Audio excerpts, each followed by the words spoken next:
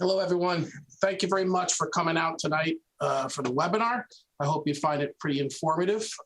I know there's a whole group of people here on the command staff level that are pretty excited about talking about the things that the men and women of the police department do on a daily basis to make the town as safe as you possibly can.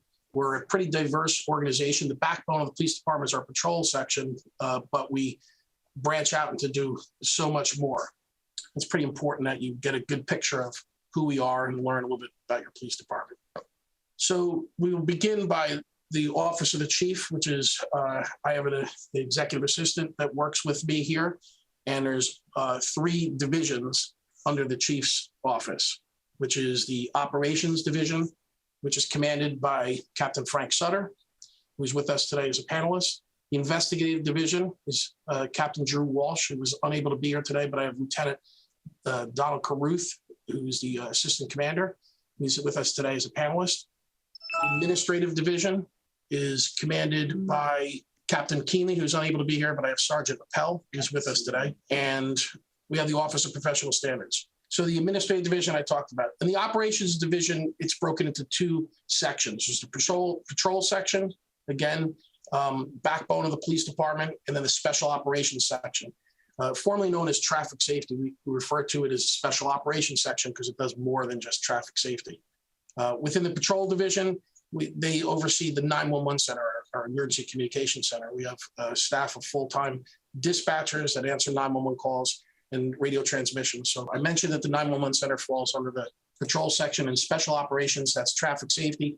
It's commanded by Lieutenant Gordon. And not only does it all do the traffic safety stuff in the motorcycle units, they have a traffic maintenance section where they paint the stalls and put up the street signs for all municipal roads.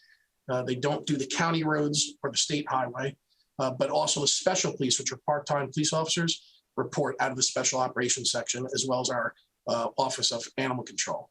We have 1 full-time animal control officer and reports out of special operations. Our investigative division consists of our detective bureau, staffed by detectives, as well as a juvenile liaison officer who also serves as a school resource officer assigned to our school district and specializing in juvenile justice. One of the questions that came in was related to that, and Patrolman Wright is actually going to talk about that in a little bit. We have an evidence unit, or crime scene unit. They're the ones that go out and they process crime scenes for major incidents, as well as track and control all our evidence distribution and presentation in court. One of the things that's in the investigative section is our community response unit. It's a unit that was designed to actually respond to community needs. So whether it's something like traffic enforcement during the schools, something that's unique that needs to be addressed, that's the unit that can go out and specialize that, as well as they're very active with what's going on now because there are a lot of motor vehicle thefts that are happening throughout the state of New Jersey, as well as Middlesex County, and this unit is very heavily involved in that. The Administrative Division, commanded by, again, Captain Keenley, who's not here, but Sergeant Pell is.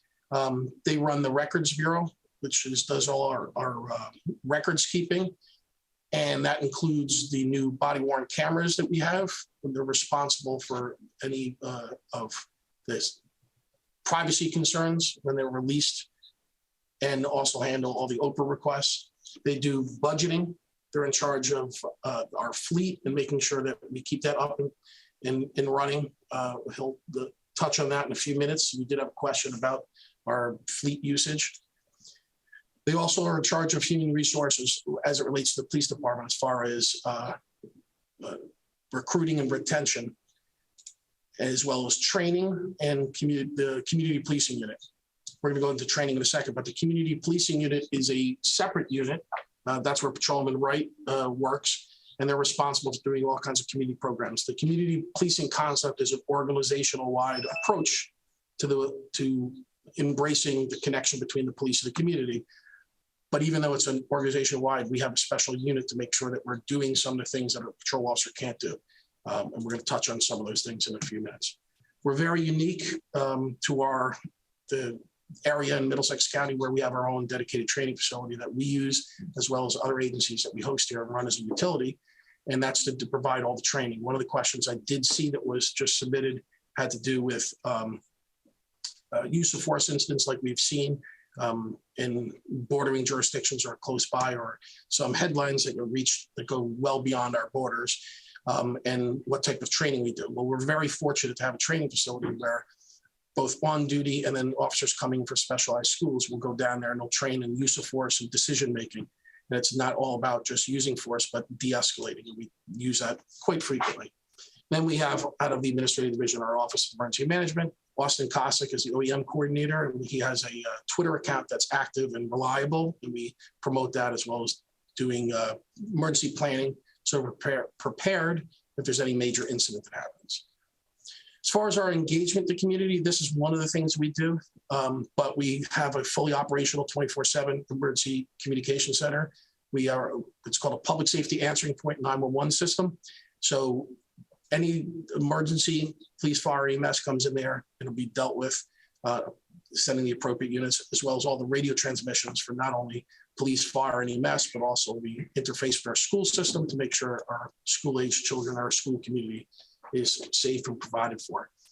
As far as our community policing initiatives, like I talked about, we have these special units so that they can do specific things. One of the things we do is policing teams, which is a connection with our high school age kids. And it consists of 4 weeks in which they get a good insight as to what a police officer is, what they do, and how they can fit into working in partnership with the police department. Again, I'm going to have Patrolman Wright talk about that in a few minutes. We also have the LEAD program, which is targeting our 5th grade community in the township, law enforcement against drugs. And he can speak about that. Actually, CNN just highlighted a segment on Patrolman Wright, which I guess he can tell me when it's airing, because I don't have that information yet. We host a Junior Police Academy. It's a 1-week program in June. We've been doing that for a number of years. It's a great way for our youth to grow attached and recognize the importance of law enforcement and establish them as a role model. The community policing will go out and do lectures in the community as requested, as well as going out and doing security assessments at houses of worship, as well as the business community and residents. And we'll give you an idea of what you can do to improve your security. One of the things we see often is people will have large trees and bushes in front of their house, and that actually might give the appearance of something that's good as far as your sight lines. It actually affects us negatively when we're patrolling neighborhoods, because it gives the criminal element someplace to hide. So something that they would point out, and they often do when they do these security surveys. We also hold an award ceremony annually. We kind of put that on hiatus with COVID, but at our award ceremony, we invite the public, because we want the public to come out to see what the Department of Public Safety is doing, and how the heroes that are out there on a daily basis, what they're doing. We also open all of our swearing-in ceremonies. So when we hire a new officer, we might as well get them involved in the community, come out and see them get sworn in, or when an officer moves up the ladder and gets promoted, that's an open invitation to the public. And then I have highlighted the Citizen Police Academy. Our Citizen Police Academy is kind of our crown jewel of several weeks in which anyone 18 years of age or older in the township can come and learn about what the police do on a daily basis. So they know that we're not just going up and down the street. Aside from those initiatives, of course, we're present on Facebook, we're present on Instagram, we're on Twitter. That's our Twitter, EB Police Department. And like I said, Austin Cossack is our OEM coordinator. Again, 2 trusted sources that if you're looking for information, that's where you can find them. We have a website. On the website, ebpd.net or just eastbrunswick.org, you'll see a button that says records and reports. That's a way for you that if you have a non-emergency situation, not a crime in progress, but something that you want to report to the police, but you don't think you want to bother us, you're not bothering us. And if you feel more comfortable doing it on the computer, you can certainly do that. You can file a report there, and we will process it and respond to it. We have 2 unions within the police department, the PDA and the superior officers, the supervisors. They both have websites, PDA145.com and 145A.com, respectively. And they're very active in the community, very, very philanthropic and supporting our community endeavors. And that's their website. We're encouraging people, while we don't necessarily endorse specifically commercial or have an affiliation with it. And for those of you that are familiar with the Neighbors app, it's a very easy way that you can get information. If you don't own a Ring doorbell or anything from that company, you can still download the app for free. We're present on that. We have in that app, we have a law enforcement interface with it where we get information from there, but we also can respond to information. So if you see somebody posting something and then there's responses to it, that doesn't necessarily mean those responses are accurate from a law enforcement or true perspective. But when you see something that has the East Brunswick Police Department endorsement, the patch, as well as the name of the actual individual, like myself or Lieutenant Caruth, for example, you'll know that it's actually coming again from a trusted source within the Neighbors app. We do utilize that. In addition to that, we have a crime cam program. If you go to the website, ebpd.net or eastbrunswick.org, and navigate through it to find our community policing unit, you'll see there's a way to register your camera. This is something that some people have done, but quite honestly, we'd like to get more traction out of that. This is a real simple concept. We're not asking you to share us or give us the ability to have any privacy. There's no privacy concerns, no way for us to access your cameras. This is simply a database that we know that on your street, you have a camera, so that if something were to happen, we don't have to go around and actually knock on doors and find out where cameras are. This way, we can hopefully solve more crimes. You just have to go on there, register your camera so we know where the address is, and they'll handle it that way. And then the last thing I want to talk about is Civic Ready. Civic Ready is our new version, if you will, of Nixle. A lot of people hear that because a lot of other communities use it. We use Civic Ready. It's very, very important that we promote that as much as possible and get everyone to sign up. And you can sign up by visiting eastbrunswick.org or the EBPD.net website. And on the website, you'll see that there's a new notification system where you can register. And when you register, just put your name, email address, cell phone number, and any other phone that you'd like maybe to get phone calls. Put your address. And the reason you want to put your address is that if there's an emergency in your neighborhood, let's just say there is a hazardous material spill and we have to notify everybody within 1 mile radius, we can actually circle the 1 mile on the map and it will send out to only the people there. So if you've registered your cell phone, but there's no address, you're not going to come up in that. So it's pretty important to put your address when you make the profile. If you've made a profile and you don't know if your address is on there, you can also go on the website and there's a way to navigate to check whether your address is there or not. You can also choose a language, because if you speak a foreign language or want something in writing from a foreign language, you can choose that. And then you pick the type of alerts that you want sent. So everybody by default goes in the emergency alerts category. And then you can also select to get non-emergency police department stuff, like when there's road closures or other police activity. The Department on Aging, our senior center, they have access to send out if you're a member there and you want to get that. The fireworks category is for people that when we have fireworks detonation in town, there's a lot of people that have high sensitivities of noise or they have pets. So they want to be alerted of that. So we created a fireworks category so that if you want to be alerted if there's fireworks because of those conditions, we'll send an alert to that group. In this way, not everybody has to get the alert that it's going off. The library has access for any library alerts. Public Works, same thing if there's public works activity. Recreation and parks are very active on Civic Ready. Most of their programs go out. So if you're interested in recreation programs, you can utilize that. The township, if there's any township event like vaccination clinics or things of that nature, will go out on the township alerts. And then of course the water and sewer department as well. The last thing I have here is weather alerts. You could actually have weather alerts, but they do not come from the Township of East Brunswick, but rather from NOAA, the National Oceanic and Atmospheric Administration. Whenever there is some weather alert for all those different categories, you can choose to opt in on any of those categories. And in particular, flash flood warnings, severe thunderstorm warnings, tornado warnings, or severe winter storms, you can actually get notified by phone call or text message or anything, again, easily by just navigating the website. It's pretty straightforward. You can also, if you don't want to do that, you just want emergency alerts, and that's that. You can just send a text to 38276, with the word eBrunswick, and that will automatically enroll you, and you'll just get the emergency alerts. We'll come back to the PowerPoint in a little bit, but I'm going to go into some more questions. And what I'm going to ask is, Reggie Wright, if you could unmute yourself and turn the video on. I'd like you to just kind of briefly talk about the programs that you have in the community policing unit and the LEAD program. All right. Good evening to everyone out there in the virtual world. My name is Officer Wright. As the chief mentioned, I am in community policing. He wanted me to briefly talk to you about a couple of things that I'm in charge of. And one of them is the LEAD program. LEAD stands for Law Enforcement Against Drugs, and I'll try to be brief. It's pretty much a character development, social emotional learning curriculum. It's 10 lessons. So pretty much all 8 elementary schools, I teach them over the 4 marking periods. So 2 elementary schools, the first quarter, so forth and so on. The purpose of the curriculum is to try to help students understand that they can achieve their goals.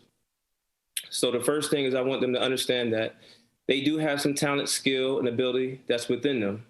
And that if they make responsible decisions, identify and manage their emotions, choose friends based on healthy qualities versus unhealthy qualities, if they understand the influence of their peers, positive peer pressure, negative peer pressure, then they can achieve their goals.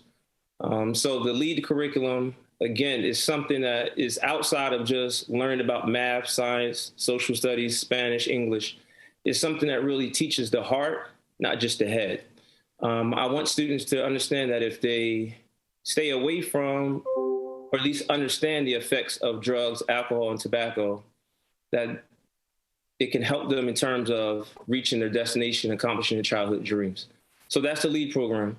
The Junior Police Academy is something that we do the last week of June, the last full week of June, right after school finishes. So I think this year graduation is on June 23rd. So the next week will be the week of the Junior Police Academy. That's from ages 13 to 17. And that will run from 9 a.m. to 3 p.m. And more information will be posted about that on our social media platforms, which is Instagram, Twitter, and Facebook. As the chief mentioned, the Citizens Police Academy is something that we do. Typically, we've been doing it every other year. I'm not sure if the chief wants us to start doing it every year. But again, that's a way for those within the community, whether you're a resident or a business owner, to come out to see how we do things based on the different divisions, our special operations, our detective bureau, community policing, et cetera. I see you're back on, Chief. Did you want to add something? Yeah, I do. Thank you. One of the questions that came in was about us encouraging, or the ability for our officers to interact with our teams, which you just explained. But can you also explain that not every police interaction with a team will result in necessarily, for lack of a better word, criminal prosecution or summonses being issued? What other things do we have available for officers to use discretionary? Right. So a couple of things that we have when juveniles have, minor offenses, we have the curbside warning, where we just give them a warning, curbside. We have station house adjustment. And we also have formal juvenile complaints. So those are 3 ways that we kind of address juveniles when there's minor offenses. In addition to that, too, sometimes if it's something that doesn't necessarily warrant us filling out a juvenile complaint, a curbside warning is having a conversation with them, letting them know that, listen, if you continue to go down this path, it's a road of destruction. We're here to serve the public, and we want to see our youth, we want to see them be successful in life. We want to see them grow up and become men and women that are very productive in society. And part of that sometimes is just showing some empathy, showing that we care and that we really are invested in their future. So sometimes just taking time out and talking to them will go a long ways. So every officer within the department is taught that, and hopefully they're able to exercise it and just show that they really care about the juveniles. Excellent. Thank you very much for everything you do, and with our community as well as the school system. And we're going to talk about that, community policing. Thanks, Reggie. Yes, sir. Okay, I'm going to ask Captain Sutter to to join me here. And one of the questions we got, Captain, was about our officers and their knowledge of where all the streets are. We have a lot of streets in East Brunswick, and how our officers know where all the streets are. Sure. So the officers, when they go through field training, they work with a field training officer, and they have a street index, alphabetized straight down. It gives a cross street, a side street. The officers are then, prior to that, they're brought to all the houses of worship. They're told where all the schools are. They do school walkthroughs. And if it is an emergency, so where we're going to a call where we don't have time to look up a street index, we ask dispatch, what does that street run off of? And they'll literally give you directions on where to go to get to that house. Okay. We're probably going to come back to you on various things, but I'm going to ask Sergeant Appel to weigh in. One of the questions we got is that there's a lot of cars that are parked in the police lot, and they appear to not be used, differently, but maybe Sergeant Appel could give us an idea of what we do as far as our police fleet. Thank you, Chief. I do realize that to most people it could appear that way, but I do assure everybody we do use all of our vehicles. We have implemented a few strategies to use the vehicles on a rotational basis. It cuts down on cars running 24/7.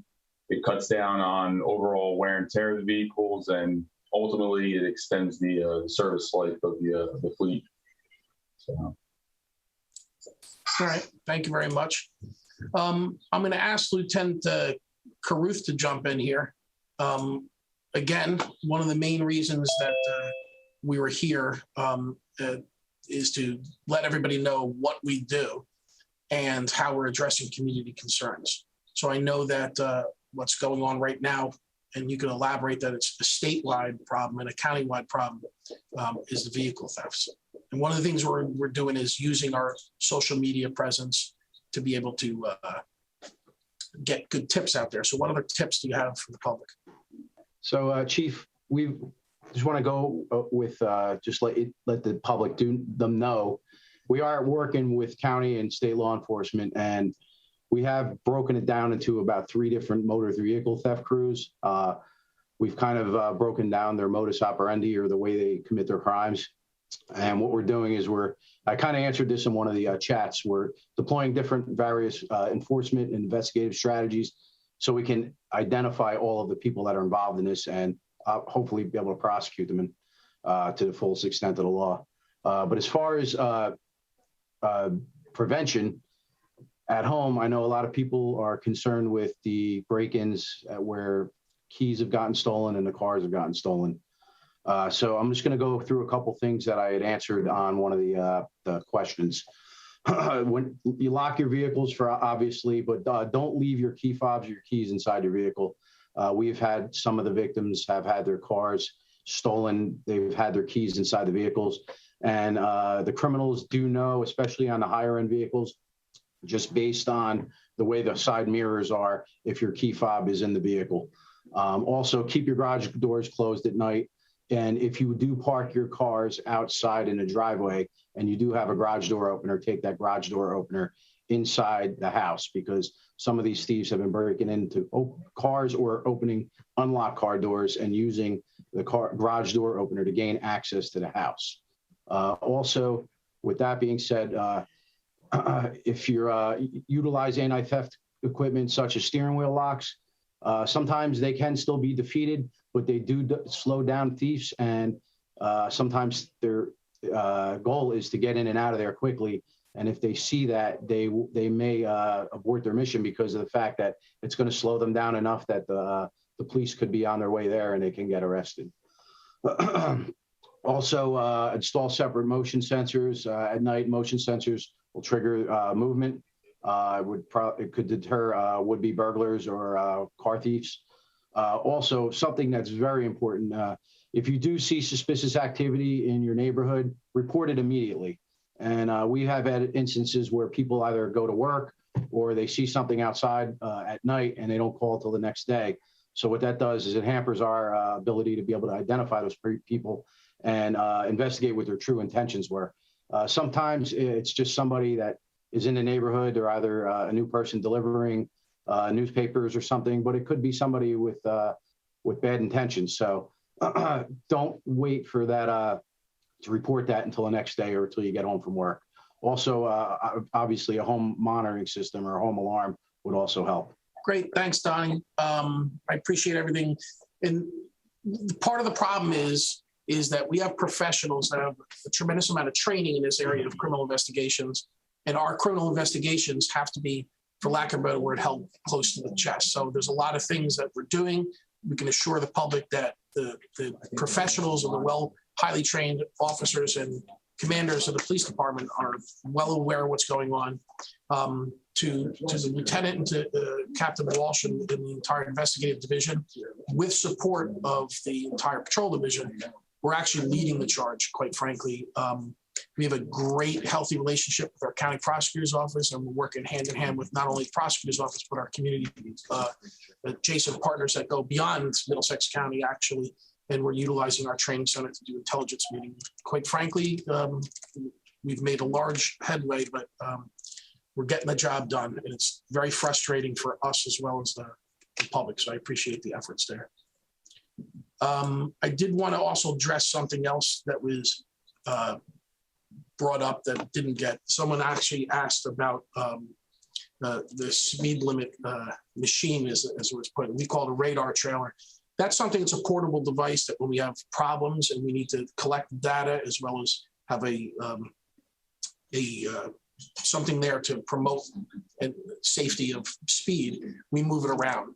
So I know Sunburst was the question specifically that was there for the week and they want it left permanently, but that's something that I think we'd have to have one for every street in town for the amount of people that want it there permanently. One of the things we're doing, we've worked with the township engineering, is that as roads are constructed, part of that is going to be the establishment of one of those speed limit radar signs that's on utility poles, something of that nature. That's going to be part of the project. You already see a lot of them in town. We're trying to procure them through capital investments, and it's something that's actually been pretty successful. So we're going to continue to do that. There's also a question about our drone. One of the things that Mayor Cohen said in his State of the Township address was that the police department, when he's speaking about us, he mentioned getting a drone. Drone is something that through forfeiture funds, which are not tax dollars, but rather proceeds of criminal activity, we can use that money to spend on purchasing a drone, which we did. We bought a DJI Phantom drone, but it's one specifically for law enforcement. All the people that operate it have been licensed with by the FAA, and we fly in compliance with that. We actually have exemptions as law enforcement for certain things when there's what are called TFRs, temporary flight restrictions, in which normally drone operators or drones can't fly in. We have the ability to do that, and that's exactly what we need it for. So that if there's criminal activity looking for a suspect or something, and a temporary flight restriction goes up, we can actually have the device authorized for it. We use it for lost children, lost people with some type of disability. We use it for looking for suspects. We do it for aerial photography in the case of a crime scene. We've had to utilize it a few times. It's been very successful each and every time. So it's something that I'm really proud that we have, and luckily it didn't cost the taxpayers actually any money. Okay, moving on. I also see another question that was submitted about resources and procedures in place to dispatch social services professionals instead of police to situations where appropriate. So we have several of our officers are trained in the area of social services in conjunction with Robert Wood Johnson, and it's called CIT, which is Crisis Intervention Team Training, and it's providing the officers with advanced de-escalation and sensitivity training for people with disabilities. They work hand in hand with what's called APS, Acute Safe Capture Services of Robert Wood Johnson. They do that with them, but quite honestly is usually the mental health professionals that are going out to deal with the situations are the ones that are requesting a co-response with law enforcement. So what we do is we go above and beyond. And actually, to be honest, the state of New Jersey is ahead of the curve with this, where they did what's called ICAT and ABLE training, all about de-escalation and active bystander. And that training was mandated by the AG's office. We've completed it here. Everyone has been trained. And we have 2 lieutenants who are actually instructors and have been instructing that program. And they utilize our training facility to do that and hosting training there. I am going to ask Sergeant Cassidy if he could talk for just a brief moment as I read a couple of questions. If you could talk about the initiatives that what the community response unit is doing. Good evening, everybody. I am Sergeant Cassidy with the Community Response Unit, as the Chief said. The Community Response Unit was started a couple of years ago underneath Chief LoSacco's leadership, and it's myself and 2 other patrolmen that get rotated in and out of the unit. We kind of are a reactive unit to what is going on in the town. We started off right when COVID hit, and when COVID hit, we started the Blue Cares program, which was tremendously successful. It actually expanded outside of our town. Departments from all over the state were reaching out to us on how to get on board with this program. But all the praise goes to ShopRite for getting involved and helping us assist and getting people their groceries as they needed it. We did a number of other community functions, including the Halloween Trick or Trunk. We do a Girl Scouts detective badge program, where we go over some detective crime scene investigation tactics for Girl Scouts. We recently just did the Kentucky supply drive, where we raised over 2,500 pounds of supplies from residents, like people that are in this Zoom, and we sent it down to Kentucky. We do a homeless initiative. We started about a year and a half ago, where we have an outreach program to the homeless people that we do come in contact with. We provide them with all the information, the state programs that are out there for them to assist them. We also are involved in a program called Helping Hands, which is a program that was started where individuals who are arrested for any kind of substance abuse issues, we're involved with drug counselors, as well as rehab centers, as well as other resources throughout the state, and not just allowing them to be into the system. We actually meet with them, we talk with them, we get them the help that they need through the drug counseling, and we assist them to getting clean or getting acclimated to the society. We also do all the background investigations for the department, whether it's dispatch, specials, police officers. We dive into their background investigations and make sure that we're hiring the right people. And other than that, we do, on the criminal side, the tip lines are great for us. The tip lines that come in via email or even phone call, we take those tips. Any kind of criminal suspicious activity, any kind of narcotics situations, we jump in on those investigations and take control. So when you say the tip line, can you explain what that is, Tom? There is a tip line online through eb.net. Also, what is it? tips@ebpd.net. Where people can go online and it can be anonymous. They can just send their information in about the suspicious activity that they see, criminal activity that they see, and it will go to our emails and we make contact or investigate it through there. Okay, so it's tips, TIPS at ebpd.net. .net. Or on the website. All right. Thanks, Tom. Thanks to your crew. One of the questions that just came in, I was reading through, asked about if we have an auxiliary police unit where people can volunteer. And unfortunately, we don't. So in the state of New Jersey, there's 2 types of part-time police. There's special police and there's auxiliary police. Auxiliary police are volunteers, they're unarmed, and they have limited police powers. Our special police is what we utilize. They're trained in police academy setting. Class 1 is an unarmed officer, but does have certain authorities to issue motor vehicle summonses and does get some basic training. And that's a paid position. And we're always looking for people. Actually, the thing I was going to end with in a few minutes was the fact that we always can use help in certain areas, and that's one of them. So we will provide the training for someone who's interested in being a Class 1 special officer. We certainly will take Class 1 special officers from other towns that want to transfer over to East Brunswick. Class 2 officers, we also accept from other towns. It's a very hard lift for us to provide the Class 2 training, so we typically do not do that. And but we don't have an auxiliary police program. We had another question about a K-9 program. That's always something that I'm interested in, new ideas and to see what they are, and they have to explore whether there actually are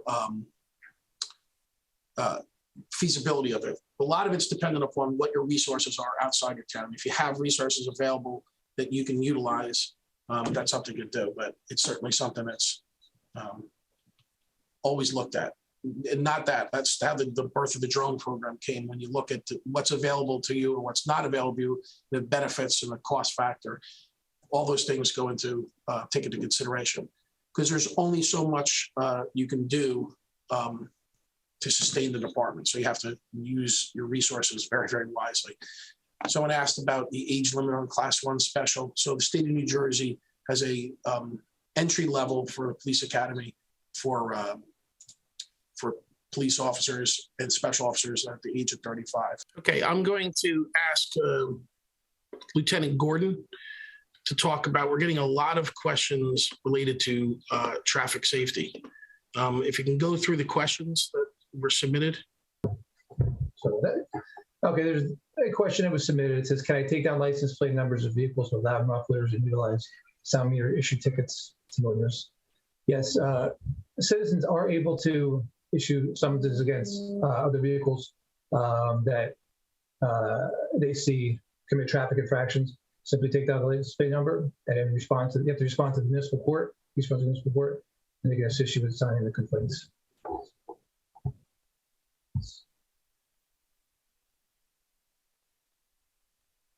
Another question.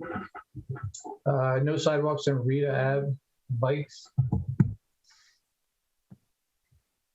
Rita Ave is in the street. Will patrol officers be regulating and enforcing the speed limit on Rita Ave? Yes, absolutely.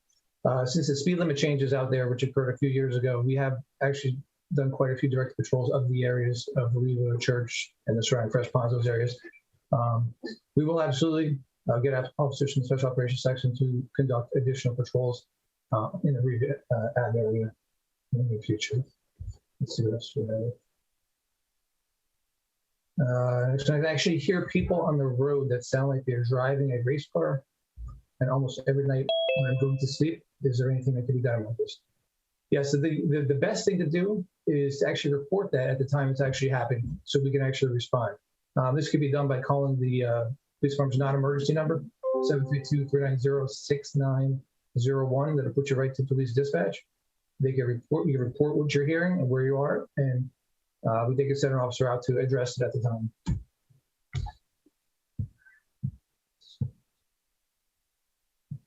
There's another question which is very similar, which is what can be done about the drag racers coming down Route 18, riders in Cranberry, very similar type thing. The easiest or best way to address it is to report it as it's happening. So you can catch the violators. There's a question, is it possible to put a delay light on West Ferris Street? So as you may or may not know, the traffic signal, obviously Route 18 is a state highway. The traffic signals up and down Route 18 are controlled and operated, or owned and operated by the state of New Jersey, NJDOT. We could, we have to send a request in, which we can send. We send a request in. They'll evaluate this and determine if there's a need to add a delay light. Let's keep going there. This is a similar type question. Has the township considered a traffic light or alternatively a second designated left turn lane at Guernsey Riders intersection? Seems traffic on both sides. So Riders Lane is a county road. It's operated by the county. That request, which we can make, would be have to send towards to the county to evaluate to see if there's a need. Dunhams and Riders, the left turn sequencing is very fast, very little time it seems to implement left turns compared to the time to go straight or green. So that intersection is kind of odd. So that's, again, it's a county road being Riders Lane. but that intersection is actually owned by the county, but it's maintained by the state NJDOT, the signal. We'll actually, I'll do it to him, you know, I'll contact them and have them come check the signals to make sure there's not an issue with the camera or the sensors. I do have someone who's raising their hand, so I'm going to try that. Hi, I'm Lorraine Muriella, and I do have a question. I've been a resident for 47 years. I want to know what the township code for commercial box trucks are. I have one sitting on the driveway next to me since October. There has been no movement. I don't know if suspicious activity is going on. Okay, so I am going to ask, I apologize because you said you did post that question before and I must have missed it. I'm certainly not avoiding you. Okay. I put the guru on it. Lieutenant Gordon will weigh in. Chief, I did just answer in the chat. Lorraine, there's, if I could get the exact number, ordinance number, there is an ordinance number which prohibits vehicles weighing over 4 tons from parking on any street or roadway in the township between the hours of 11 p.m. and 6 a.m. That does not include driveways. Just any roadway. So this box truck, which I cannot see through, is legally parked? Is that what you're telling me?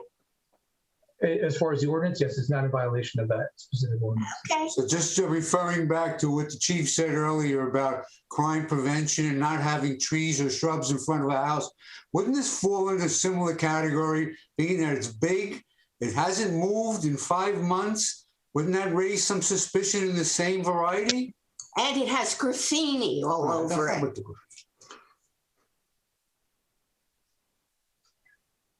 You're saying that it's in the driveway? Yep, yes. Hasn't moved in 5 months. In a very residential area of our town, which mostly is. So Say it's out of place would be, to say the least. I got you. So again, a lot of times, and this is a frustration that we all experience, so bear with me here when I will. We're bound by the law and the Constitution, by statutes. So when it comes to things like that, we have certain limitations in what we can and can't do. When it's on private property, there has to be a code for it in the township, and there isn't. So similarly, if you decide to put shrubs all around your front door, I'm recommending that's a really poor idea, but it's not an illegal idea. So it's not that I don't want to, I'm not empathetic to what you're saying, but I'm powerless as to what you're saying, based on just what you told me. But Lieutenant Gordon, I'm sure, has the information, and will follow up and just take a look and make sure if he hasn't done so already. Possibly a suggestion to the people who own it, if there is a person that owns it, for the good of the community, for safety and peace of mind. Okay, We fair also enough. have young children in the court. This is a court, and this truck. He's going to look into it. Okay. Okay. Thank you very much for your question. And quite frankly, I'm going to say having kind of the courage to speak up, because a lot of people don't want to do that. So I appreciate that. So I got another question for someone who has their name in as Scott. Hi, Scott. Hey, how you doing? Good.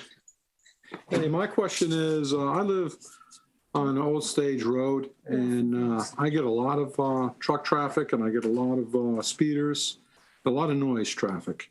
Now, I do have a radar gun, and I do have a sound certified dB meter. And I don't want to go to court, because if they come in with a lawyer, then I'm not certified, blah, blah, blah.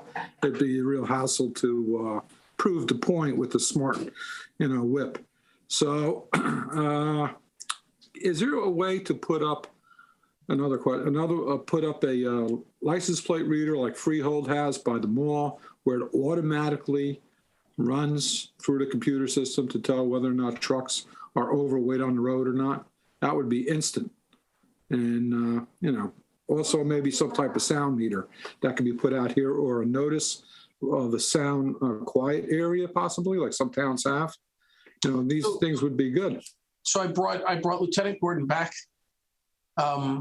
Interestingly enough, certainly we love getting questions. My office, I get too many emails to count sometimes, but a lot of them are these issues, Scott, and I appreciate, and I trust me, I hear what you're saying. Again, you have to work within the confines of the law. So just like you said, you don't want to go to court. Well, that's what you have to do, like we would have to do when we do on a daily basis. I have no problem doing that. But one of the things we need to do is we need to be able to prove a violation by witnessing it. We can't just go on, information based on, for example, a photograph of a plate might go back to the company, but what we don't know is if they're making a delivery, and there's legal reasons if they're making a delivery or those types of things. But, and again, the lieutenant, I'm sure will weigh in. They're very proactive. Actually, it was part of the response. We did respond to the question, I believe, in that we've taken that enforcement action. Yes, we actively enforce do direct patrols of Old Stage Road and allow all the weight restricted roads because it is an ongoing issue. So we actively do look for those types of vehicles. The cameras that you were suggesting with the weight registration with weight restricted trucks coming up, that'd be interesting to look into. But I'll do some research about that. Great, thank you again, Wade. I'm sure I might talk to you in a few minutes. I'm going to ask our very own Maureen to chime in. I know she has her hand raised. Maureen. Hi, Chief. Thank you for having this meeting tonight. Can you hear me? Yep. Okay.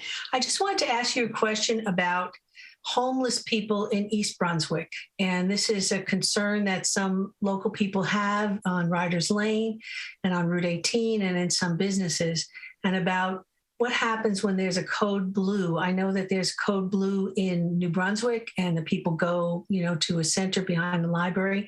But what happens to people in East Brunswick who need a resource in an emergency or in a bad weather? So Sergeant Cassidy joined me and you can elaborate on our code blue program. So I just answered one of the questions. I typed it in. I don't know if you had the same question, but we do have a homeless initiative that was started by the county that we reached out and we kind of adapted our own to it. And we do reach out to all the people that we are in contact with that are homeless within the township. We provide them with all the information about shelters, other resources that they can reach through the state. We've been in contact. We went above and beyond and even reached out ourselves to social services, only because sometimes the state resources do take a little bit of time. There may be some excuses for that or maybe reasons why that happens, but the fact is that it does happen. These people, if they seek the help, a lot of times we do see success with the programs and we're able to transport them somewhere, or they have their own transportation. But a lot of times if they don't want the help, it's a struggle to kind of gear them in that direction. But whether they're in contact with patrol officers on the street or we see them while we're riding around, we do make contact with them. We stay in touch. Actually, one of my officers called one of them today and touched base with him to see how he was doing, to see if he needed any resources because he denied them last time. So there are a lot of things out there that we do. We just hope that they take the information that we give them and help themselves out. Thank you. Thank you, Tom. I know, Maureen, I'm glad you asked that question. I know for an absolute fact that Tom's unit, the community response unit, has been so incredibly proactive with our homeless population. It's something that seems to be obviously a problem throughout the state, and I appreciate the efforts there. Brian, you're welcome for providing this program. I wish I could do it more often. I know one of the suggestions was to have quarterly either newsletters or information to the public, which is something that's very doable, but it's challenging from time to time. I'd like to do these things. We do Coffee with the Cop, which is going to be coming back, do some forms of that. Your question about the traffic patterns and lights is more geared towards the traffic and engineering, planning and engineering. There are studies that have done, and there is plans on redoing all those things as the development in the Tysons Lane area is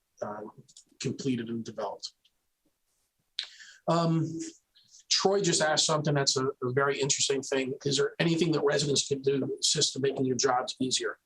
And I think that's kind of throws me for a loop there, because this is something pretty important. So when we try to get information out to the public, we rely on facts, which means we have to get feedback that's accurate from the public. And reporting is so incredibly important for us. So if you see something, you always see it posted every place, see something, say something, tell us about it. Even if it's an online report or if it's through, like what Sergeant Cassidy said, through the tip line, stuff like that makes a difference. And it might be insignificant to you. And unfortunately, it might seem like it falls on deaf ears, but it doesn't. It does go someplace. We take great pride in the job.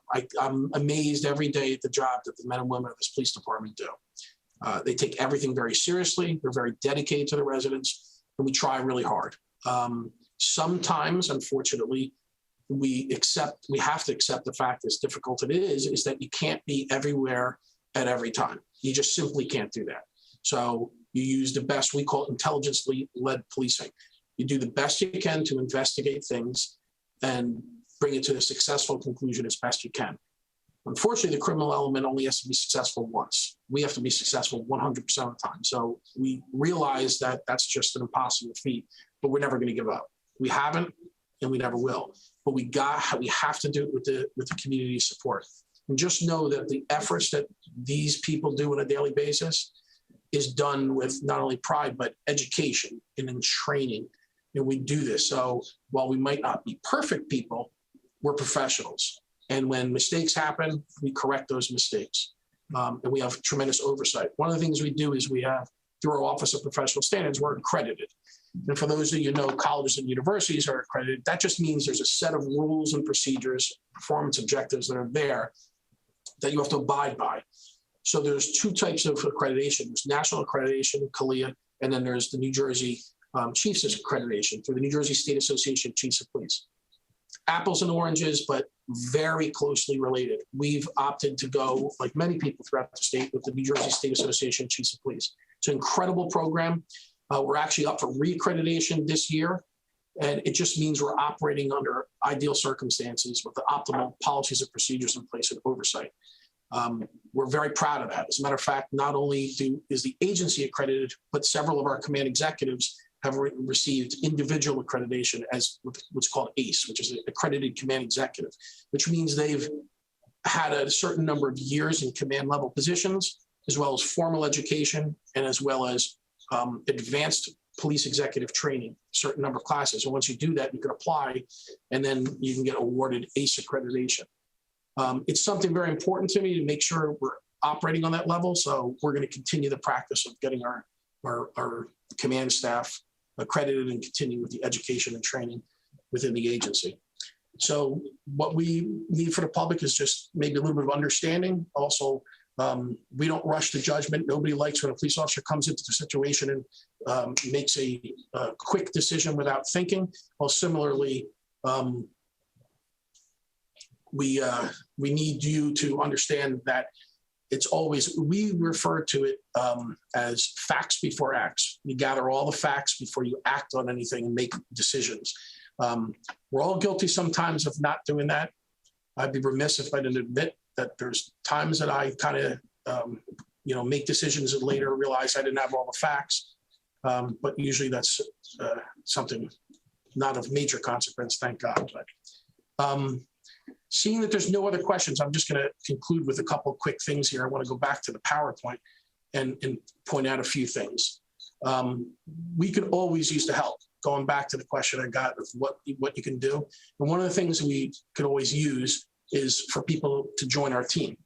So we don't always have open slots, but sometimes we do. And then when we do, we need good people to join it. One of the things that we sometimes do, because we hire people that are so good that they end up going into a successful career in law enforcement, or they go through the ranks and they move on to something bigger and better. But our 911 dispatchers, it's the glue that binds everything together between police, fire, and EMS. So we always are looking for a good 911 telecommunicator. So if you know anyone or if any interested in that, that's certainly something you could reach out for. One of the things we're looking to do is if we can get our numbers up, is actually begin a program where we have part-time 911 operators. And those part-time 911 operators are there to assist the community and then work to see if it's something they want to do as a full-time career. And when a spot opens, they might move into that. So if you know anyone, that's certainly someone there. We're always looking for good police officers. We try and keep everything very diverse here, and that diversity is dependent upon getting successful candidates and applicants to come in. So if you know anyone as a police officer, presently right now we require a minimum of 60 college credits, and we do require that you have to be certified as a police officer with another agency or alternate route, which just means you've paid to go to the police academy, so you're fully certified as a basic police officer. Or if you're a class 1 special police officer, that's waiverable to come back to us. There are some other conditions, but you can certainly always check. Police app is a place where we advertise. Similarly, that part-time position, special police officers, like I said, we're always looking to do that. They're very active at the Middlesex County Fair. That's going to be coming up in August, so we certainly would love to see more applicants there, so consider that. Our crossing guard program, it's a pretty robust crossing guard program. We're involved in all crossing guard posts with the school system, and we do have some substitutes so that if a crossing guard, kind of like a substitute teacher. So we're always looking for people to do that. In the summertime, our traffic maintenance comes out, and it means that they have to paint stripes on a lot of the township roads, and they have to put up signs. So there's help needed for that. So we usually hire 4 part-time people to help in our traffic maintenance section during the summer. And then one of the very few voluntary opportunities that the members of the public have is our domestic violence response team, or DVRT. That's just community volunteers that want to make a difference advocating for a victim of domestic violence. When someone goes through a really, really hard time of being a victim of domestic violence, they're looking for someone who's going to be able to kind of metaphorically, if you will, hold their hand through the system, because as police officers, we're very compassionate, but in doing everything you need to do procedurally, you're not giving the victim probably the attention that he or she needs during this very trying time. So a DVRT volunteer is someone that's just going to sit with the victim who's probably very overwhelmed at that point and kind of walk them through the system and give them tips on the things that they might need. And they'll kind of hand it off to Women Aware, which is a countywide organization that is going to advocate for them when they have to go to court and that type of thing. So that's an opportunity. We're exploring other possibilities of other volunteer programs, but right now we're pretty chock full of a bunch of ideas, and we want to make sure that we're not spreading ourselves too thin. But that's all I have. I want to thank everyone. We're ending right on time, and I appreciate everybody coming out. Feel free to, I'm asking you nicely to join us at Civic Ready. Please visit our website and sign up for that. And if you have any other questions or concerns, you can certainly still use the email, and I'll try and answer you. But until we meet again, have a good evening.